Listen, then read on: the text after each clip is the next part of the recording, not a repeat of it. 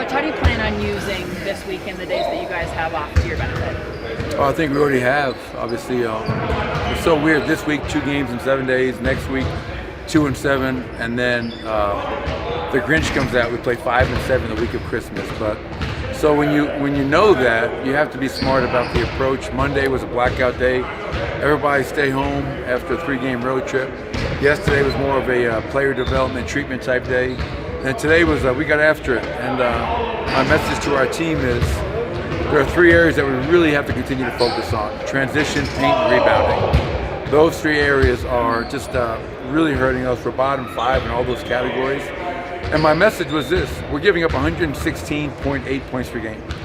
If we give up 1 less point in transition, 1 less blow by and not trap the box in the half court, and 1 less offense rebound, we can get down to 110.8. It's right there. It's hanging in the air. We just have to do a better job of taking it. And after that, we practiced, and it was a really good practice today. You have an update on Jamal Murray, what his status is?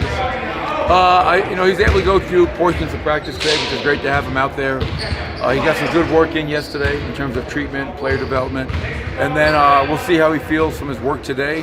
I'd say for Friday night, he's still going to be listed as questionable. Coach, is this a team that's still searching for its identity? And if so, is that about maybe rediscovering what you used to have, or you got to find something new? No, I think it's not identifying who we are, but accepting it, embracing it, and doing it. We have to defend. I mean, there's no secret about it. There's no way we should go from being 8th in defense last year to being, I think, 16th right now. Offensively, we've never had any issues with 7th in offensive efficiency. We're dominating the paint. Our assist numbers are through the roof. Offensively, we have to take care of it. We have to generate more threes. But defensively, as I mentioned, you can't be 26th in transition, 28th in the paint, and then 28th in getting rebounded. Those numbers are not conducive to winning at a high level. And that's our message, man. Get your ass back, guard the ball, give help when you have to, fly around, and then stop ball watching, stop leaking out, find a body, hit someone, and then we can run. And that's the crazy thing is our defense hasn't been great, our rebounding's been poor, and we're still the #1 transition team in the league. So imagine what our 20 points a game could be in transition if we actually guarded and rebounded at a higher level. It would be fun to watch. Did you make copies of that flyer? No, it's just just been reiterated over and over and over again, and will continue to be. And I was really happy with how we finished up a really disappointing trip. And the message also has been, as you guys know, is we got to get off to better starts. So we're 7-0 when we win the first quarter. We're 5-0 when we're up at halftime. Let's not wait till the third quarter to be down by 8, 10, 12, 14 points. All right, we're going to start playing now. Playing from a deficit every night is really exhausting, and it's a bad habit to get into. So we have to hit the ground running and get our urgency and defense into the game right from the jump ball. You mentioned the stretch right near Christmas. You guys played 16 games, I think, in January. Do you see kind of elongating the rotation, like playing more guys to kind of account for that?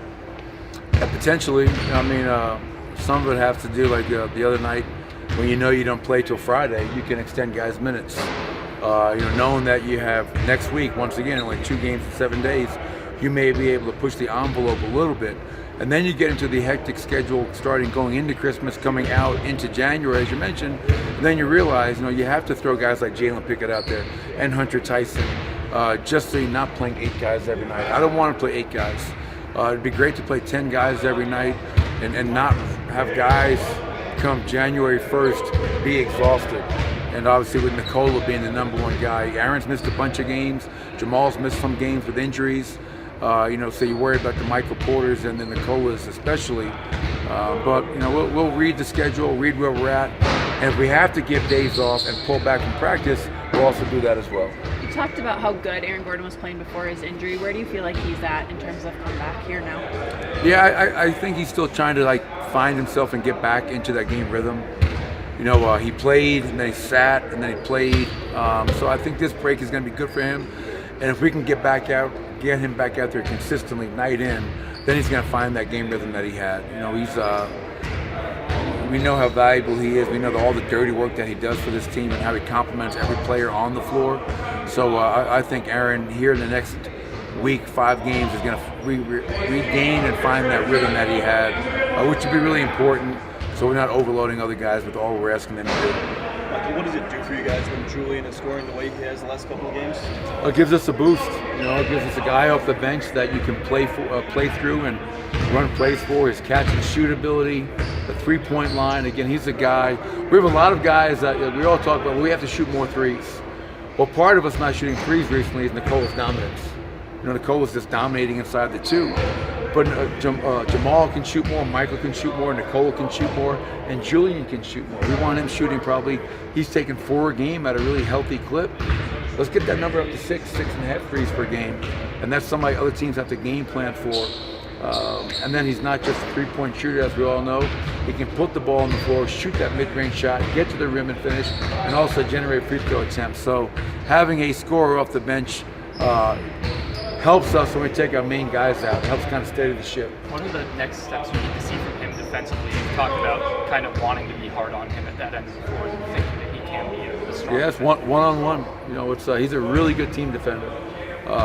He understands the game. He understands our game plan, where he needs to be in terms of our 5-on-5 team defense. But for Julian, and he's not the only one, his one-on-one defense, he's got to take more pride in that end of the floor, guarding his man, have more discipline, not fouling jump shooters. And I've seen him do it. I know he's capable. He's a young player, but if he can make a jump in terms of his one-on-one, that's going to help him and help us out tremendously. Michael, you mentioned the frustrations of this past road trip, and it seems those last 2 games really define the hot and cold of this team. What is your takeaway after seeing that loss to the 2-win Wizards versus bouncing back and dominating the Hawks like you did? Well, my take is that losing sucks no matter who you lose to. I don't put any stock into you lose to OKC, you lose to Washington. I understand the records are completely different, and that was a bad loss for us. We own that. And then you show the resolve to bounce back in a back-to-back less than 24 hours later and have one of our best halves of the season and beat Atlanta, a team who had won 5 or 6 in a row. And that speaks to us having the proper mindset and finding a way to be a lot more consistent than we have been in our first 22 games. 12-10 is unacceptable. We all own that. And we have to look ourselves in the mirror as individuals to find out what we can do first as an individual before collectively to be a better team. And that's what we're trying to do as we speak. All right. Thanks, everybody.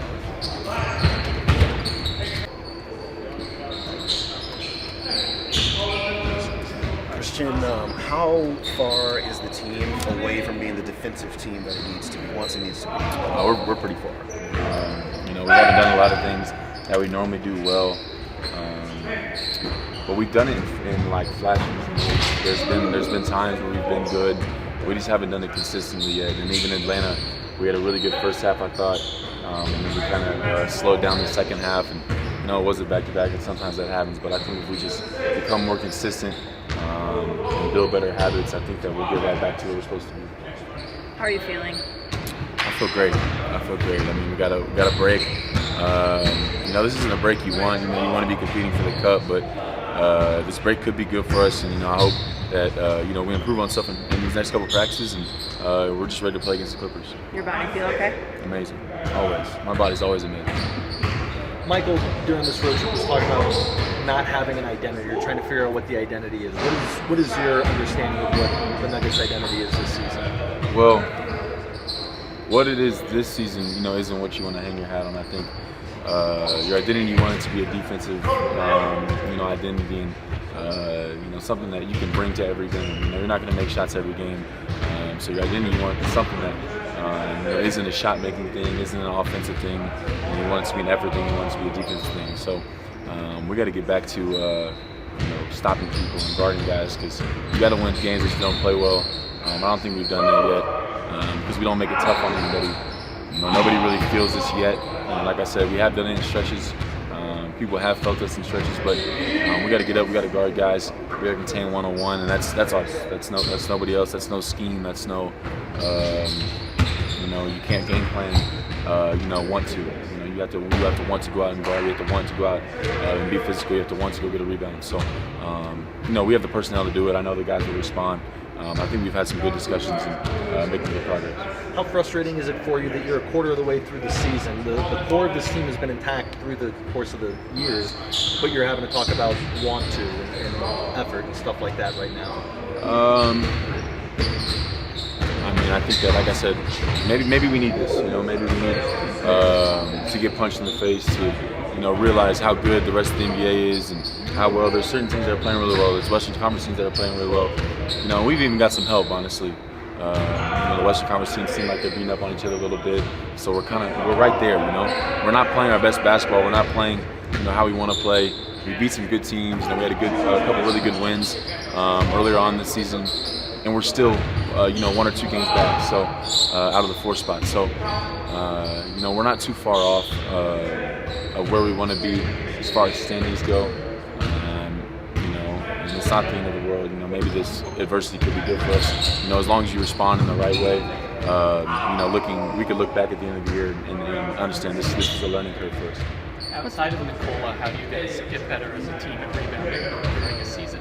It's everybody. Everybody's got to do their job. You got to hit and you got to go get. Like I said, rebounding's a 1-2, defense is a 1-2. And sometimes I think that offensively we've done some, maybe taking an early shot or maybe we've turned the ball over too much. You're out of position, And so sometimes that's hard. I think we're gonna do a better job of taking care of the ball going forward. That way we set our defense.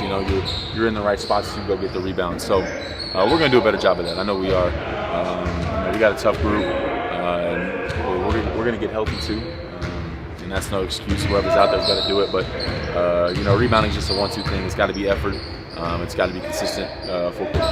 What's been the most challenging part of the season so far for you personally? I think this has been every year, but trying to produce, to learn, to develop, be with Ogie, spend time with Ogie, work on my game, as an individual while also producing.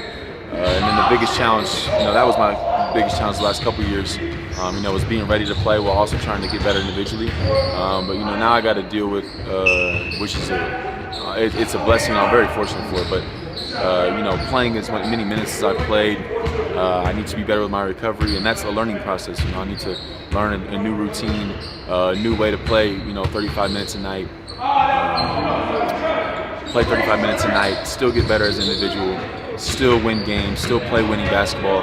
And put all of it together. And that's been I wouldn't say it's been a struggle, but I'm going to continue to learn. There's going to be times my body goes, through really good moments. There's been times where it hasn't been so good. So, but that's no excuse. I got to be out there, 35 minutes, 40 minutes, whatever it is, and be able to produce every night. And I need to do a better job of that. And I think I need to continue to be more and more vocal. So putting all that together has kind of been a challenge, but it's fun. This is exactly what I've asked. I've always wanted. This is exactly what I've asked for.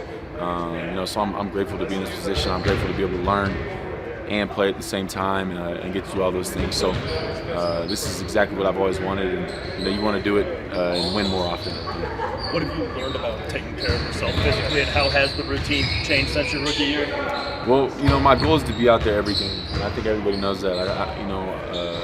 I don't want to jinx it. I haven't missed a game in a long time. Even back to college, and sometimes you have bumps and bruises, and maybe you don't feel like it that day. But you got to be ready to play when it's time to play. So that's my biggest goal: just be out there every single night, be available every single night. That's what I owe to this team. That's what I owe to everybody, who's believed in me. That's what I owe to the front office, the coaches, everybody who comes to watch, fans, family, whoever it is. I owe that to them, to be out there, to be available. So just trying to get a recovery plan after every game. Sometimes last year I didn't need to get in the ice bath after the game, but I need to make it a routine where I'm in it every single day, where I'm in the Norma Tech boots every single night, getting to sleep earlier, those things. So that's a learning process, and sometimes you got to pick people's brain. I got to pick Russ's brain all the time because it seems like Russ has energy every single day. So I've asked Russ questions, asked DJ questions. Try to be Nicola's in the training room early every day.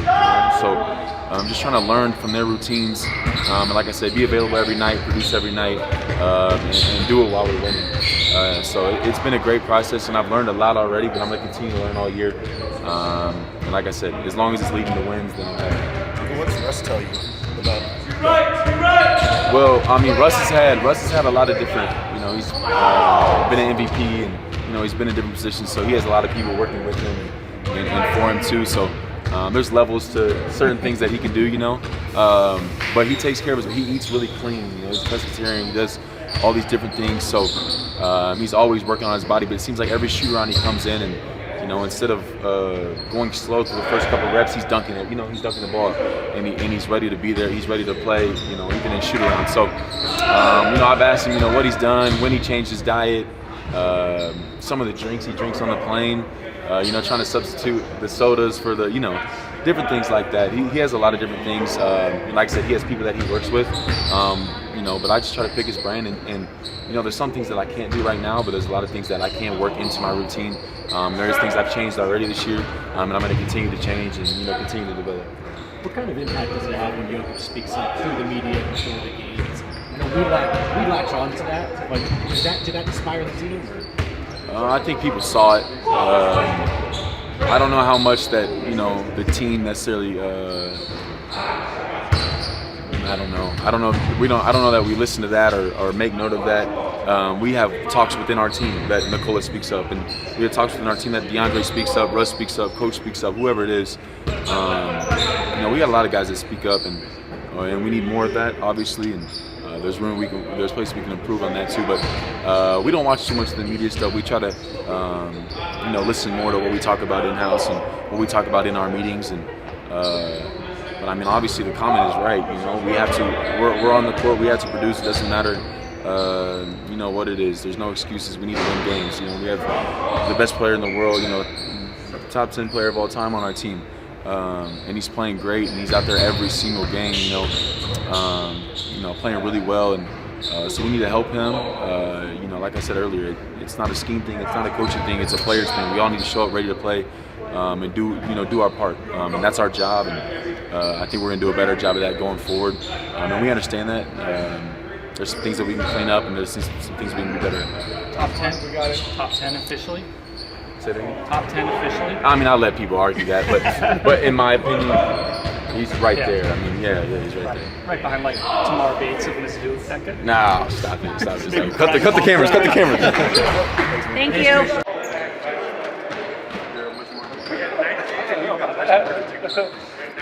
Everybody ready?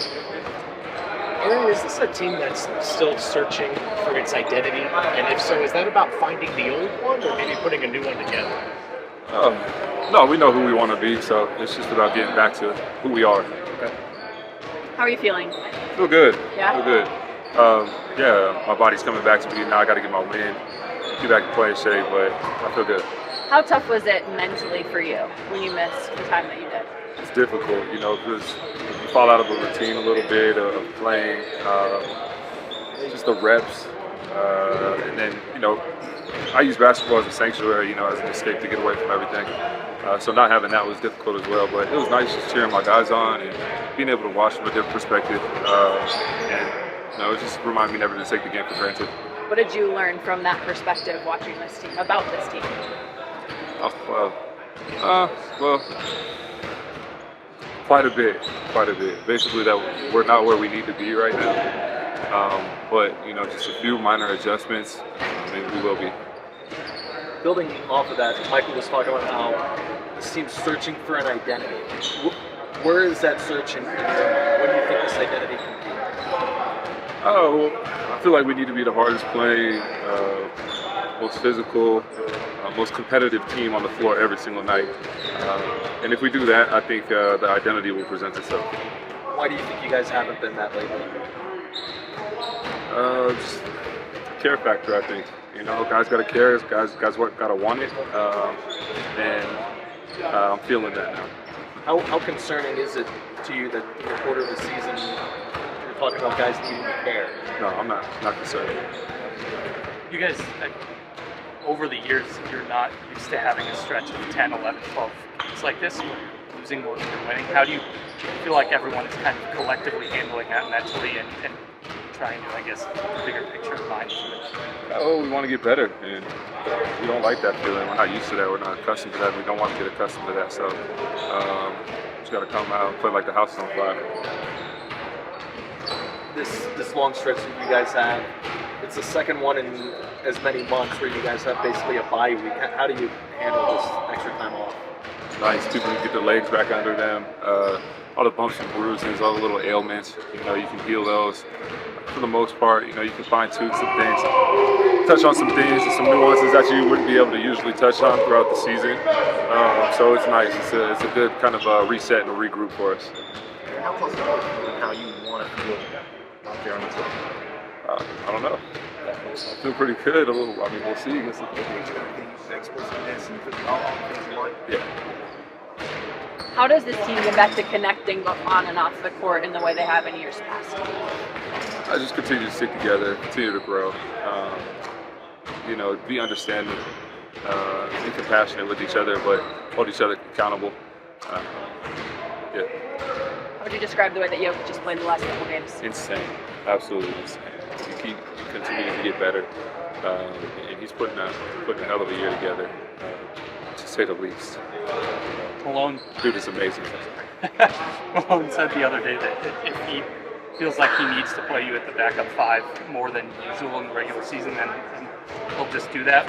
What's the process of, I guess, acclimating to potentially doing that more than you're used to at this stage of the year? Is that a pretty easy thing for you to kind of slide into? 10, 11 years in, I'm a professional. I just do what's asked of me. With Jokic getting these 50-point games, is it too much to ask for him to, or is it just that necessity that he has to go out and put that kind of numbers up there? I don't think it's out of necessity. I think the only necessity that comes with that is his need to kill the other team. That's really what it comes down to, his ruthlessness, his ability to do it. That's the only need that's being fulfilled on that. We got plenty of guys that can score the ball. We got plenty of guys that can facilitate, play make. We got guys that can knock down shots. That's the only necessity I see, is his necessity to be just ruthless. When you talk about caring more, what does having a player like Nikola Jokic who cares night in and night out do to help set the standard for that? It's big, man. It's big because he's, he just raises the level, in all facets, on the floor, off the floor, as a professional, as a person. He raises everybody. So, it's a guy like that, and like the rest of these guys, you don't want to let them down. So you look around, you try and do the best that you can, and what needs to be done for the guys around you, especially Jokic. Julian had a big game before this break. What dynamic does he add for you guys? He's a lethal shooter, lethal scorer. He's able to get to the free throw line a lot. So, just that offensive firepower. Thanks, guys. Thank you. So squarely